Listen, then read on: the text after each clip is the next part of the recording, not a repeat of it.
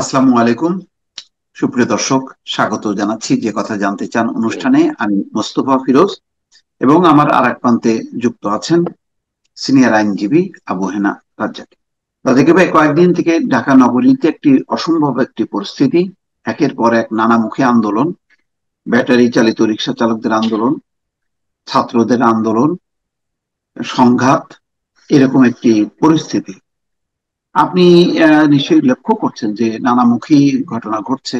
হঠাৎ করে ঢাকা শহরে আহ, দেশের বিভিন্ন প্রান্ত থেকে এসে হাজির হলো লক্ষ টাকা ঋণ দেয়া হচ্ছে নাকি, এরকম একটি সংগঠনের ডাকে সাড়া দিয়ে তারা এসছে শাহবাগে ঢাকা বিশ্ববিদ্যালয়। এরকম যে পরিস্থিতিটা, অনেকে বলছে এটা একটা অরাজক একটা অবস্থা এবং এটা উত্তরণের কোনো এ নেই। কখন কোথায় আন্দোলন হবে, শুরু হবে অবরোধ, রাস্তা অবরোধ, রেলপথ অবরোধ, কেউ বলতে পারছে না। আপনার কাছে কি মনে হচ্ছে এই পরিস্থিতি কেন এবং এর পরিণতি কি হবে? ধন্যবাদ আপনাকে ফিরোজ ভাই। আপনি যেগুলো বলতেছেন সেটা তো আমিও দেখি, এবং আমরা সাধারণ লোক ইনফ্যাক্ট আমাদের হতাশ হওয়া ছাড়া কোনো কাজ থাকে না। মানে অ্যাক্টিভিটিস গুলো দেখে বিষয়টা আমার কাছে কেমন জানি মনে হয়। আপনি যদি দেখেন, একবার দুই ছাত্র, মানে বাচ্চা ছাত্র ছাত্রী, ওরা তিনি ক্লাস 3-4 এর দুইজন স্টুডেন্ট মারামারি করলো, দুইটা ছাত্রী। এই মারামারিকে কেন্দ্র করে হ্যাঁ, দুই ছাত্রীর মায়ের পক্ষে অন্যান্য মায়েরা একত্রিত হইলো। অর্থাৎ গার্জিয়ান, মহিলা গার্জিয়ানদের ভিতরে দুটো ভাগ হলো ওই মেয়ে হুম, হুম, বাচ্চা দুইটা মারামারি কেন্দ্র করে। এবং দুই দলই প্রিন্সিপালের রুমে ঢুকলো, ঢুকে তাকে বলল যে দেখেন এই হুম, এই হুম, ঘটনা। এ বলতেছে আমার মেয়ে, ওর মেয়ের দোষ, এ বলতেছে এই মেয়ের দোষ। এইভাবে যখন আধা ঘন্টা তর্কাতর্কি প্রিন্সিপালের রুমে, ঠিক তখন প্রিন্সিপাল সাহেব জানালা দিয়ে তাকায় দেখে মাঠে ওই দুটো মেয়ে খেলাধুলা করতেছে নিজেরা নিজেরা। তখন গার্জিয়ানদেরকে দেখাইলো যে যাদেরকে নিয়ে আপনি কমপ্লেন নিয়ে আসছেন, দেখেন তো তারা দুজন কিভাবে খেলাধুলা করছে। তারা দেখে হতভম্ব। তা আমার হুম, কাছে হুম, এখন এই বাংলাদেশের রাজনীতিতে ঠিক সেরকম মনে হয় যে হুম, সব হুম, রাজনৈতিক দল ছাত্র জনতা আন্দোলন করে যে সরকারটাকে ক্ষমতায় আনলো, তার কাছে নানান অভিযোগ নিয়ে গেল বা তাকে বসানো যে পরিস্থিতির মধ্যে এখন সেই সরকারটা অসহায় হয়ে গেছে, যে বাইরে এখন যা তা চলতেছে। মানে হুম, আহ বিষয়টা মানে খুবই আশ্চর্যজনক মনে হয় যে সব দল মত নির্বিশেষে এ নির্বাচন চায়, উনি নির্বাচন চায়, তারপরে সংস্কার চায়, সবকিছু চায়। হুম, হুম, হুম, এখন আপনি সংস্কারও চাচ্ছেন, নির্বাচনও চাচ্ছেন, বিষয়গুলো কেমন? এক। দুই নম্বর হচ্ছে, আপনি রাজনৈতিক দলরা বলা বলি করছে যে নির্বাচন দিলে পরে যদি রাজনৈতিক দল ক্ষমতায় আসে, নির্বাচিত প্রতিনিধির কাছে ক্ষমতা হস্তান্তর করলে সমস্ত সমস্যা চলে যাবে। আচ্ছা, আর পাশাপাশি যদি আপনি এটা দেখেন, সবাই বলে ইউনূস সাহেব জনবিচ্ছিন্ন। হ্যাঁ, উনি তো জনবিচ্ছিন্ন, ওনার তো আর রাজনৈতিক কোনো দল নাই। তাহলে মাঠে ওনার জনগণ নাই, একটা গেল একটা দিক। আর একটা দিক হইলো কিছু জনগণ আউট হয়ে গেছে, যেটা আওয়ামী লীগ সরকারের জনগণ। তাহলে আপনি হুম, আমাকে বুঝান, বাংলাদেশের সমস্ত থানার ওসির ম্যাপ যদি আপনি একত্র করেন, তাইলে হয় বাংলাদেশ। হুম, যত হুম, ক্যান্টনমেন্টের জিওসির যে জুরিডিকশন আছে, সেটাকে যদি একত্র করেন তাইলে হয়ে যায় বাংলাদেশ। আবার সমস্ত রাজনৈতিক দলের ফলোয়ার্স যদি একত্র করেন, তাইলে হয়ে যায় বাংলাদেশের 18 কোটি জনগণ। তাহলে হুম, আপনার যে জনগণ মাঠে আছে তারা কারা? তারা রাজনৈতিক দলের। এখন যদি বাংলাদেশের জনগণ আপনি মাত্র 100 জন ধরেন, 100 জন জনগণ হইলে হয়তো 15 জন বা 20 জন পাবেন আপনি, যারা কোনো দলের সাথে সম্পৃক্ত না, রাজনীতি করে না, বা ভোটের সময় চিন্তা ভাবনা করে একটা ভোট দেয়। তাহলে এই 20টা লোক যদি বাদ দেন, তাহলে বাকি 80টা লোক কিন্তু বিভিন্ন রাজনৈতিক দলের সাথে সম্পৃক্ত। আপনি রিকশায় যান, শ্রমিকে যান, ছাত্রতে যান, আপনি রাজনৈতিক দলের লোক পাবেন। কেননা ছাত্র দল আছে, ছাত্র শিবির আছে।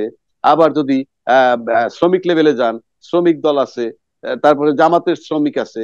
তার মানে আলটিমেটলি যে 80টা লোকের কথা আমি বললাম, তার ভিতরে যদি আওয়ামী লীগের 10-15টা লোক ধরি বা 20টাই ধরি, ওই 20টাও যদি বাদ দেন, বাকি 60টা লোক কিন্তু অ্যাক্টিভ রাজনীতিবিদদের লোক। এরা হুম, কিন্তু হুম, কোনো না কোনো রাজনীতির সাথে সম্পৃক্ত, যেই দলগুলা বর্তমান। আর যে সাধারণ 20টার কথা বললাম, তারা কশ্চিন কালেও এরকম মাঠে যাবে না আন্দোলন করতে এই রিক্সা শ্রমিকদের সাথে। সুতরাং যারা যায়, তাহলে আপনি ওই 60 জন, ওই 60টা লোক কিন্তু কোনো না কোনো রাজনৈতিক দলের সাথে সম্পৃক্ত। এটার মানে দুটো হতে পারে, হয় রাজনৈতিক দলগুলো তাদের লোকগুলোকে মাঠে লেলিয়ে দিয়েছে যে এই সরকারকে ডিস্টার্ব কর, আর নয়তো রাজনৈতিক দলগুলা তাদের উপরে কোনো নিয়ন্ত্রণ নাই, লুটে পুটে খাওয়ার হিসাব। ইউনূস সাহেবকে বলতে পারবে না, কারণ ইউনূস সাহেবের তো কোনো ছাত্র সংগঠন নাই। হুম হুম পরিষ্কার বিষয়টা। হুম হুম হুম তার মানে হচ্ছে বাংলাদেশে এখন যে রাজনীতিটা চলতেছে, সেই রাজনীতিতে কে ক্ষমতা আসবে কি আসবে না, নির্বাচন করলে কি হবে কি হবে না, যেটা আমি আগেও বলেছি, আমি নিশ্চিত করে বলে দিচ্ছি, এই এই প্রশাসন নিয়ে যদি নির্বাচন করে কালকে যে দলই ক্ষমতা আসুক না কেন, সেই সরকার ক্ষমতায় থাকতে পারবে না। আর ইউনূস সাহেবের বেলায় মাঠে ঘাটে রাস্তায় যত বিশৃঙ্খলা হোক না কেন, ইউনূস সাহেবকে সরাইতে পারবে না। বিষয়টা মারাত্মক কিন্তু। অর্থাৎ প্রশাসন কোঅপারেট না করা পর্যন্ত যেহেতু সরকার হটে না, আজকে পর্যন্ত কোনো প্রশাসনের ক্ষমতা নাই ইউনূস সাহেবকে গিয়ে বলার যে আপনি বাড়িতে চলে যান। সে কারণে ইউনূস সাহেব পিরামিডের মতো বসে থাকবে। আর যারা নির্বাচন চাচ্ছে তারা নির্বাচন করে ক্ষমতায় থাকতে পারবে না আওয়ামী লীগের যন্ত্রণায়, সেটা তারা এখন উপলব্ধি করতেছে না। আর যদি উপলব্ধি করার পরেও করে থাকে, তাহলে আমার কাছে মনে হয় বাংলাদেশে এখন মিশন একটাই, রিমুভাল অফ ইউনূস। ইউনূসকে অপসারণ করতে হবে। এবং এটা কোন স্বার্থে, কার স্বার্থে, সেটা আমি জানি না, তবে আমার সন্দেহ বলছি। তা না হলে আমরা কিন্তু আওয়ামী লীগের 16 বছর ইতিহাস জানি। 16 বছর রাস্তায় কেউ দাঁড়াতে পারেনি, এবং ছাত্ররা ফাইনালি গিয়ে দাঁড়াইতে পারছে যখন প্রশাসন থেমে গেছে, যে আর কোনো গুলি নয়। এখন একই কথা ইউনূস সাহেবের বেলা আসবে? নো, কারণ ইউনূস সাহেব কাউকে একটা গুলি করার অর্ডার দিচ্ছে না। ইউনূস সাহেব কারো উপরে কিছু বোম মারতে বলতেছে না, সাউন্ড গ্রেনেডও মারতে বলতেছে না, ক্ষেত্র বিশেষে তো মারে। তাহলে এই যে 60 জন জনগণের কথা বললাম, 20 জন আওয়ামী লীগের বাদ দিলাম, 20 জন সাধারণ জনগণের বাদ দিলাম, বাকি 60 জন রাজনৈতিক দলের সাথে সম্পৃক্ত, সেই দলগুলা কেন তাদেরকে নিয়ন্ত্রণ করতেছে না? আমি আবারও বলছি, এইরা কি দলের কথা শোনে না, নাকি এরাই লেলিয়ে দিয়ে এই সরকারকে ডিস্টার্ব করতেছে? এবং এই সরকারকে ডিস্টার্ব করলে যারা লেলিয়ে দিছে তারা কি ক্ষমতা আসতে পারবে না? আজকে ইউনূস সাহেব যদি চলে যায় তাহলে কি হবে? অন্য কেউ ক্ষমতায় বসবে, সেটা যে ফর্মে বসুক। আর যারা মাঠে আন্দোলন করতেছে তারা কিন্তু কোনো না কোনো ভাবে নির্বাচন করেই আসতে হবে। বা আবার পাশাপাশি আমি সরকারের দিকে যদি যাই, সরকারেরও কিছু একগুঁয়েমি আছে। সরকারের একগুঁয়েমিটা কিরকম? সবাই রোড ম্যাপ চায়, নির্বাচনের একটা দিন তারিখ চায়। তো আপনি একটা দিন তারিখ দিয়ে দেন, আপাতত একটা তো ক্যালকুলেট করা যায়, ক্যালকুলেট করে দিতে একটা দিন তারিখ দিয়ে দেন, তাহলে তো ওই সময় রাজনৈতিক দলগুলো মাঠে ঘাটে চলে যেতে পারে, যে ঠিক আছে আমরা রাজনীতির উদ্দেশ্যে নির্বাচন করব, সেই উদ্দেশ্যে কাজ করতে থাকি। একটা রোড ম্যাপ উনি দিতে পারেন, ওনারা দিচ্ছেন না কেন আমি ঠিক বুঝতেছি না। আর 3 নম্বরটা যদি ধরেন, যে ইউনূস সরকার বলেছে তারা বিচারটাও করবে। বিচার তো আমি বলতেছি, ইউনূস সাহেব চলে গেলে পতিত সরকারের বিচার আমি বললাম কেউ করতে পারবেন। পাশাপাশি আমরা দেখলাম ব্যাটারি চালিত রিক্সার ব্যাপারে যখন একটা সিদ্ধান্ত দিল হাইকোর্ট, আজকে আবার দেখলাম চেম্বার জাজ সেটা বলছে ব্যাটারি চালিত রিক্সা চলতে পারবে। এখন আমি কথা বললে হয়তো কোর্ট ভাববে আমরা কোর্টের রায়ের সমালোচনা করি, না, রায়ের সমালোচনা করছি না। বিষয়টা হচ্ছে কোর্ট হয়তো আহ যৌক্তিকভাবেই রায় দিচ্ছেন, কিন্তু ওই যে বললাম, কারা উস্কে দেয়? ওই 60 ভাগ লোক তো রাজনীতির সাথে সম্পৃক্ত। সুতরাং এরা যদি মাঠে নেমে যায়, হয়তো আবার চেম্বার জাজ বাধ্য হয়েছেন। সে কারণে আমার কাছে মনে হয় একটা রায় দেওয়ার আগে আজকে দেশে যে টার্মোয়াল সিচুয়েশন এখনো চলতেছে, তাতে সার্বিক পরিস্থিতি বিবেচনায় নিতে হবে যে দেশে এখন কি চলমান। আমরা কিন্তু ব্রিটেনের জজ আমাদের এজলাসে নয়, বাংলাদেশের জজ এজলাসে। এই জজরা কিন্তু বাংলাদেশের রাজনীতির সাথে মানে পুরা রাজনীতিটা তাদের চোখের সামনে ঘটতেছে, কখন কি হচ্ছে। সুতরাং সেই রাজনৈতিক পরিস্থিতিতে কি সিদ্ধান্ত নেওয়া যায়, তার সাথে আইনের সমন্বয় করে একটা সিদ্ধান্ত নেওয়া উচিত বলে আমি মনে করি। তা না হলে এই পরিস্থিতি চলমান থাকবে। আপনি দেখেন, লক্ষ্য করে দেখেন যে মোল্লা কলেজের কোন ছাত্র মারা গেল ন্যাশনাল হুম হুম হুম হাসপাতালে, এখানে এসে পরদিন সরোয়ার দিয়ে আর নজরুল কলেজের ছাত্র এসে হামলা করলো। আবার এটার প্রতিশোধ নিতে গিয়ে মোল্লা, অর্থাৎ 3টা কলেজের ছাত্ররা মারামারি করে। আপনি নিশ্চিত করে বলে দিচ্ছি, এই 3টে কলেজের ছাত্র কিন্তু ওই 60টা ছাত্রের মধ্যে ছাত্র, এটার ভিতরে সাধারণ কোনো ছাত্র নাই। আর যদি বলে যে আওয়ামী লীগ আছে, তাহলে ওই 80টা ছাত্র কিন্তু রাজনৈতিক দলের সাথে সম্পৃক্ত। এগুলো নিয়ন্ত্রণ করার দায়িত্ব কার?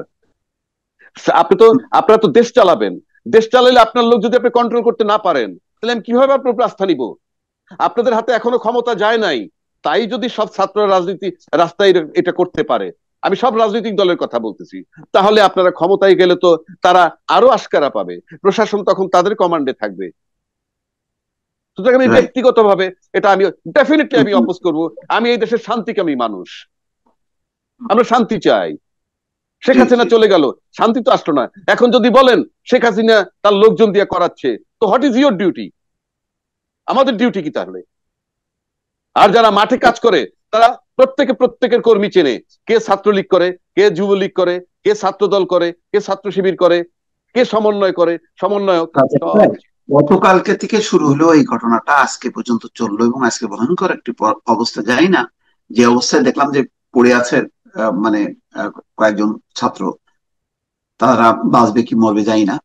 কিন্তু গতকাল থেকে শুরু হলো এই পর্যন্ত, এর মধ্যে প্রশাসন কোথায়, ছাত্ররা কোথায়, কেউ ঢুকে যে ইন্টারাপ্ট করতে পারলো না, থামাতে পারলো না, তাহলে তো আজকে আজকে এরকম একটা কারবালার পরিস্থিতি হইতো না। মানে এটা কি ব্যর্থতা হিসেবে মনে হয় না আপনার কাছে?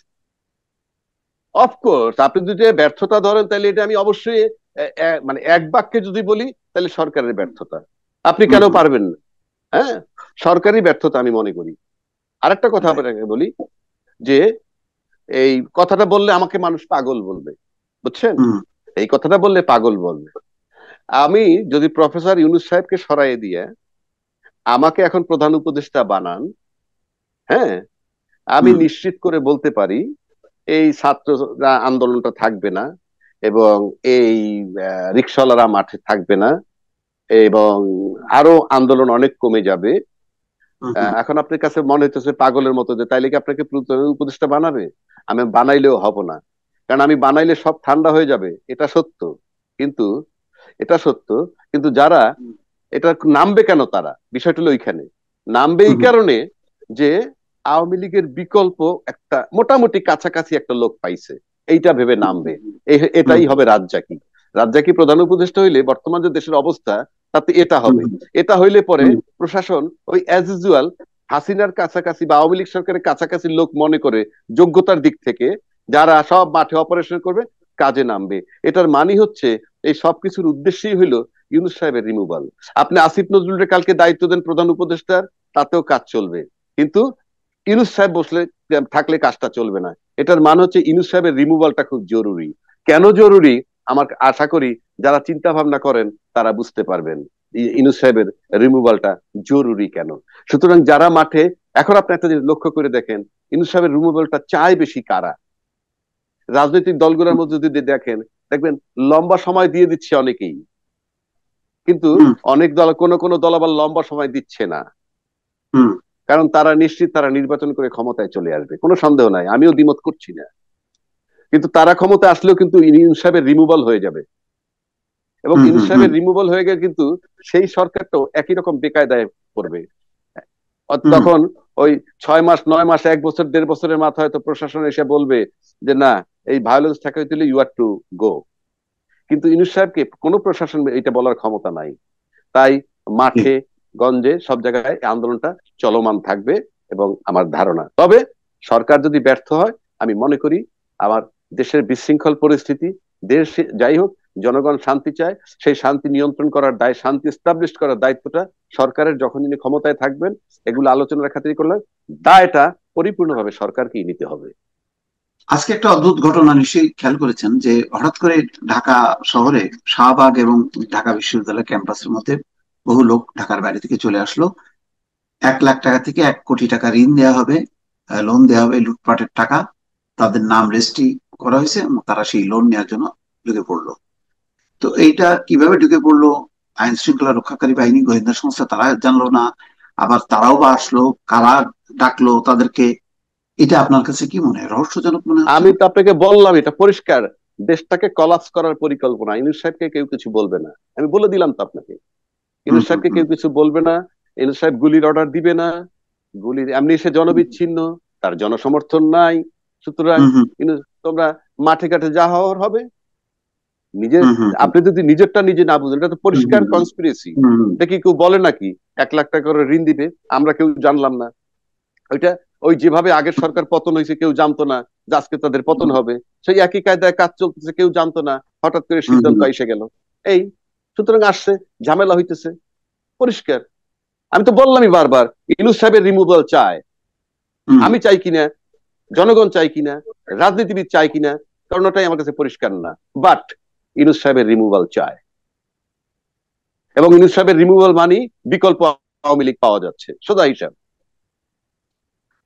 তো আরেকটা বিষয় বলি যে হঠাৎ করেই জাতীয় নাগরিক কমিটি নির্বাচন কমিশনকে প্রত্যাখ্যান করছে। তারা বলছে পুরনো আইনে এই আহ, নির্বাচন কমিশন।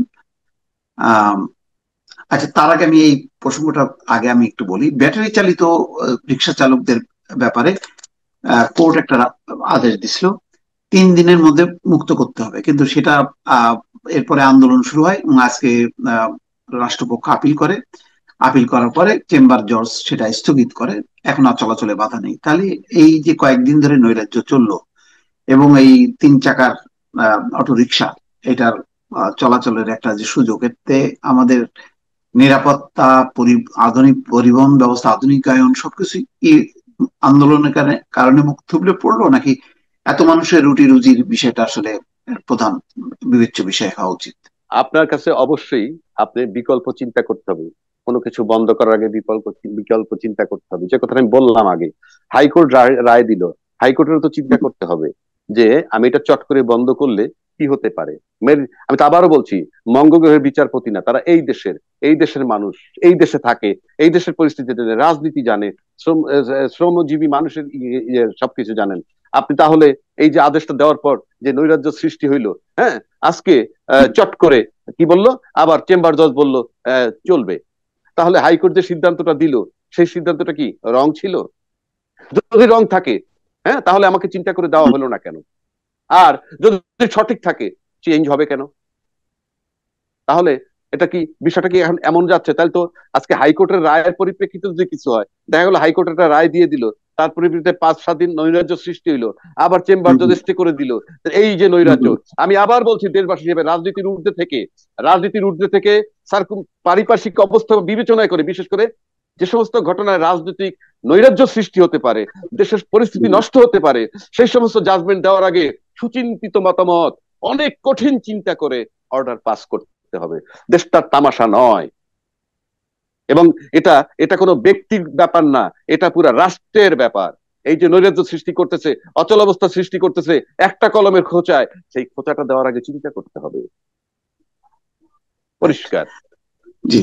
আরেকটা বিষয় যে উম, হঠাৎ করেই নাগরিক কমিটি, জাতীয় নাগরিক কমিটি বললো নির্বাচন কমিশনকে তারা প্রত্যাখ্যান করলো। তো নির্বাচন কমিশন সার্চ কমিটি হলো এতদিন পরে, সে হঠাৎ করে এই প্রত্যাখ্যান করাটা তারা কি মনে হচ্ছে আপনার? তারা বলছে যে পুরনো আইনই যদি হবে তাহলে নির্বাচন কমিশন সংস্কারের তাহলে কি দরকার ছিল?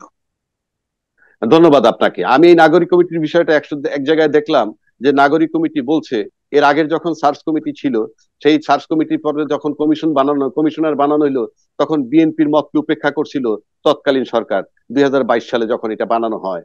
তো আজকে তারা বলতেছে এবার আবার যেটা বানানো হইলো তাতে নাকি বিএনপির সম্মতি আছে, এই প্রধান নির্বাচন কমিশনার যাতে, তার নাম নাকি বিএনপি দিছে একসেপ্টেড। তাহলে আজকে এই হুম বিরোধিতাটা কেন? 1 নম্বর। হুম কারণ 22 সালে যেটা বাতিল করা, বিএনপি কে পাত্তা দেয় নাই তখনকার নির্বাচন কমিশনার বানানোর সময়, সেইটা হুম আলোচনা করা হইলো, এই নাগরিক কমিটি সেই প্রশ্নটা আনছে।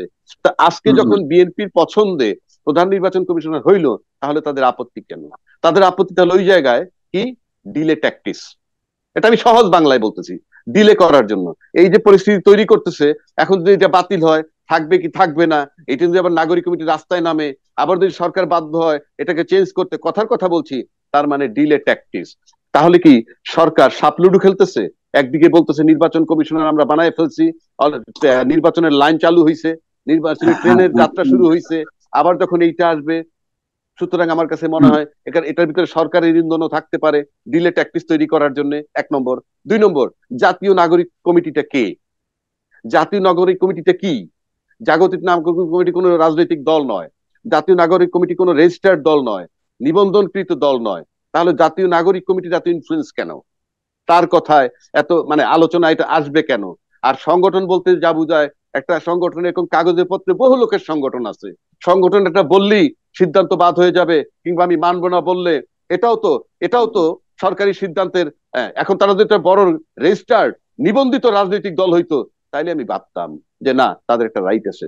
যেখানে একটা নিবন্ধিত দল দুইবার ক্ষমতায় ছিল, তারা যখন এটাকে মানে প্রধান নির্বাচন কমিশনকে পছন্দ করছে, আর তারা এখন দ্বিমত করতেছে, তাহলে আলটিমেটলি দেখা যাচ্ছে যে বিএনপির সাথে ক্ষমতাসীন দলের সাথে, মানে ক্ষমতাসীন উপদেষ্টা পরিষদের এবং তাদের ছত্রছায়া যারা আছে, তাদের কোথায় যেন একটা গ্যাপ তৈরি করার ষড়যন্ত্র চলতেছে বলে আমার কাছে মনে হয়। সুতরাং নির্বাচন কমিশনের, প্রধান নির্বাচন কমিশনার বা পছন্দ করছে কমিশনার মানে না, এটা ব্যক্তিগতভাবে আমার কাছে কোনোভাবেই গ্রহণযোগ্য নয়। জি, ধন্যবাদ রাজাকি ভাই। সমসাময়িক দর্শক, আমরা নানা বিষয় নিয়ে আলোচনা করলাম। আমাদের এই আলোচনা আগামীতেও অব্যাহত থাকবে। আজ এ পর্যন্তই। ভালো থাকবেন। আল্লাহ হাফেজ।